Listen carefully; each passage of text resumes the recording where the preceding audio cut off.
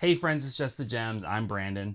I've been previewing some of Square Enix's upcoming JRPGs for you this week. We started with Dragon Quest III HD 2D Remake, then we moved on to Fantasian Neo Dimension, and now, finally, we end with Romancing Saga 2 Revenge of the Seven. Now, if you had asked me last weekend at PAX West which of these three games would have been at the top of my most wanted list, well, I'm not sure which I would have picked, honestly.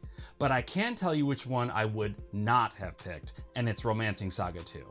Which is why it's all the more surprising that I left PAX the most excited for this entry in the Saga series, a collection of games that have traditionally baffled me and left me feeling even worse at video games than I actually am. So what gives? Why is this one just working for me? Well, let's get into it. Before we do though, would you consider liking the video to help it reach more people, especially if you're a Saga and or Square Enix fan? The more likes the video gets, the more people see me gushing about them. And if you like what I do here, would you mind subscribing? I really appreciate it, and it really does help me out so much. Thanks everybody. Okay, my history with the Saga series is brief, but fraught. Join me back in the late 90s where young Brandon had just finished Final Fantasy VII and Xenogears, two of the JRPGs that would have the biggest impact on his young life. Imagine young Brandon, so skinny, so nerdy, desperately chasing that JRPG high, wanting anything to slake that JRPG thirst. But what's this at Blockbuster Video? It's a new Square RPG. It's called SaGa Frontier. If you're engaged with this story, then you can probably feel young me's excitement. I took it home, popped it in the PlayStation, and chose my first character. A few moments later, I was dead. Okay, maybe that was a fluke. I started over and chose a different character. This time, I got hopelessly lost, and then I was dead. A few more attempts full of confusion at the complicated systems and disorientation about where exactly I was supposed to go, and I took the game back and never touched it again.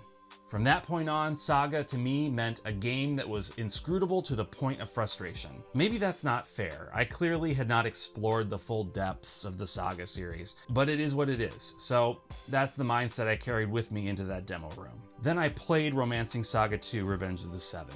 To begin with, this looks nothing like any Saga game I've ever played. Not that Saga games haven't been beautiful in their own right, but this is a full-on, proper AAA JRPG. Smooth animations, fully voiced scenes, well-designed characters. It leaves an extremely good first impression. The setup is really intriguing too. In this world, a long time ago, there were 7 heroes who fought some ancient evil to save humanity.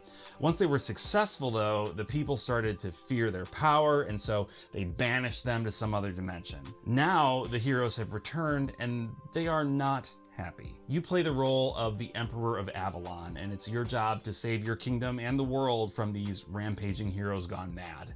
The story is told generationally too, meaning that you won't be able to succeed within your main character's lifetime.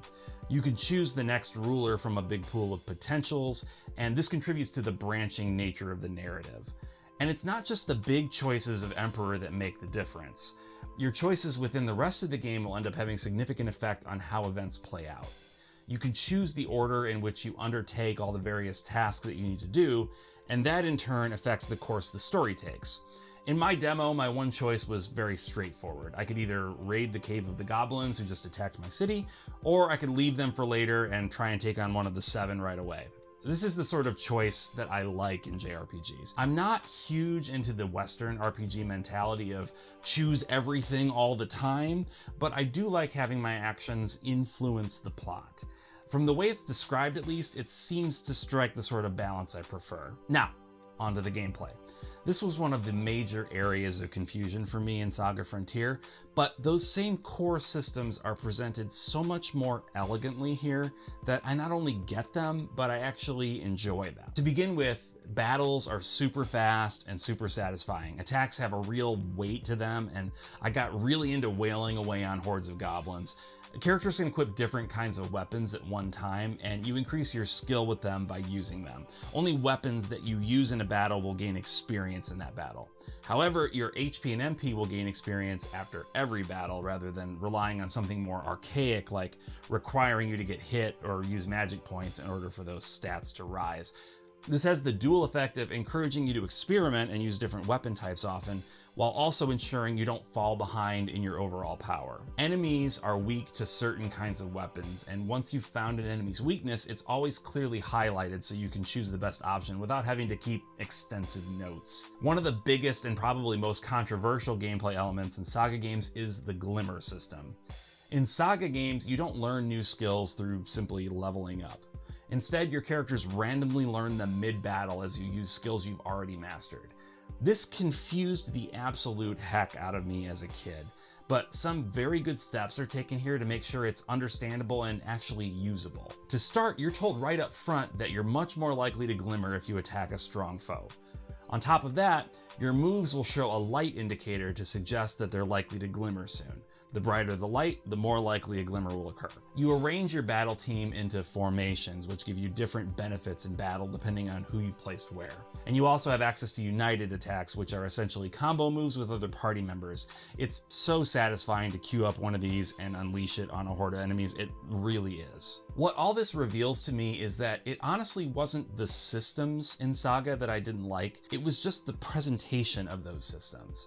Now that they've been properly explained to me, I can really see having a lot of fun with them. Plus, look, it has a casual mode. That's fantastic. If you want it to be as hard as the Super Famicom game that this is remaking, you can choose classic difficulty. I mean, if you hate yourself that much, then by all means, I guess. I've only seen a few relatively small areas, so I can't say for sure, but from what I've seen, the environmental design is really top-notch.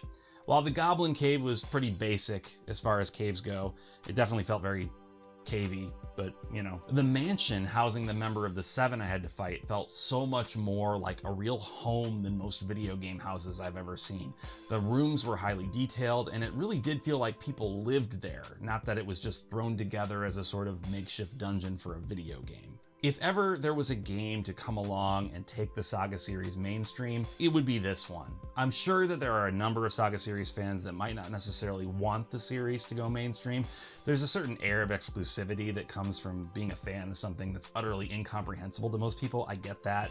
But I think broadening the appeal of SaGa is good for everyone, SaGa fans in particular.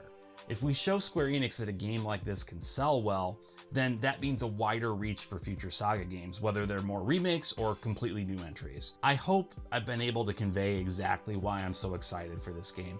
This one came completely out of left field for me. If I hadn't played it at this preview event, it's highly likely I would never have picked up the game, or even bothered to read about it. That's how sure I was that it wasn't my thing. But believe me, if you're anything like I am and you've shied away from SaGa, I think this could be your on-ramp. Give it a shot, I really think you'll be glad you did. Anyway, that's all for now. Once again, if you'd consider subscribing, I would really appreciate it, and if you'd also like the video, that would help me out so much. So with that, until next time, bye.